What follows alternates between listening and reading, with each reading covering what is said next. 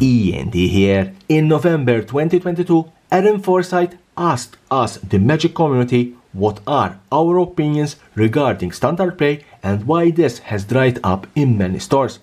Today, after 6 months, in the attempt to revitalize the standard format, Wizards of the Coast announced that standard rotation will change from the current 2 years to 3 years. For those of you that are new to standard rotation is the process of periodically removing older sets from the format to keep the game fresh and balanced. This occurs once a year, typically within the fall-autumn set. When rotation occurs, the oldest 4 sets rotate out and the new set is added. Starting with Wilds of Eldraine, scheduled for the first week of September, standard rotation will not kick in, and Innistrad Midnight Hunt, Innistrad Crimson Vow, Kamigawa Neon Dynasty, and Streets of New Capenna will not rotate out, but these 4 sets will stick with us to the standard format for another 12 months. But what does this mean for us, the players, the collectors, and the investors? What are the repercussions? What are the advantages and disadvantages? First, it means that we will linger furthermore with certain standard staple cards. Cards like Sheoldred the Apocalypse, Fable of the Mirror Breaker, the Wandering Emperor, Blood Tide Harvester, Atraxa Grand Unifier, which now will become more standard staple than ever, the Hideouts or Streets of New Capenna Triumphs, etc., etc. And once you extend the lifespan of certain standard staple cards, these can easily get more expensive. Sheoldred the Apocalypse, it's already at $70+. Second, while we are talking about standard staples and their domination, I'm sure that with a 3-year standard rotation period, we'll see more cards banned. If we take a look at past standard decks that dominated the format, usually you will have that 1 or 2 incoming cards.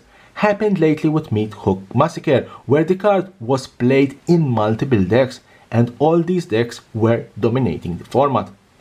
Because Wizards of the Coast want to sell more newly released sets and having a 3-year standard rotation period where the cards will have more longevity, I'm sure that Wizards of the Coast will start to ban more cards from the older sets to push their newly released sets.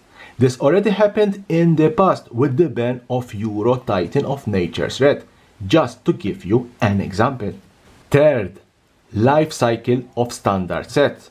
Spoiler season, pre-release, release, and out of print will increase from the current 12 to 18 months, that's usually the life cycle of a set, until it's eventually out of print.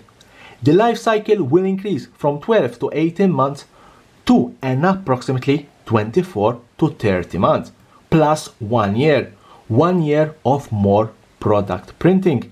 And that's something that surely will impact collectors and investors. Fourth, speaking about increasing the life cycle of a set, demand for standard set will increase by at least 12 more months.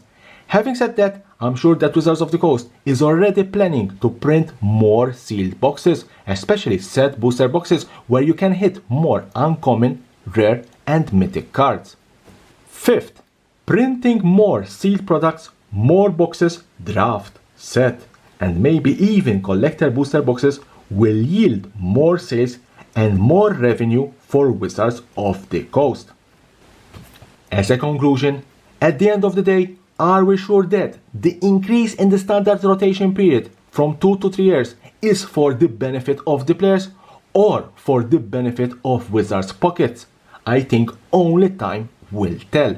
In the meantime, you can leave me a comment below what are your opinions regarding this new standard rotation. And as always, touch the buttons here, subscribe for my channel for more and more interesting videos about Magic the Gathering and the collectible world.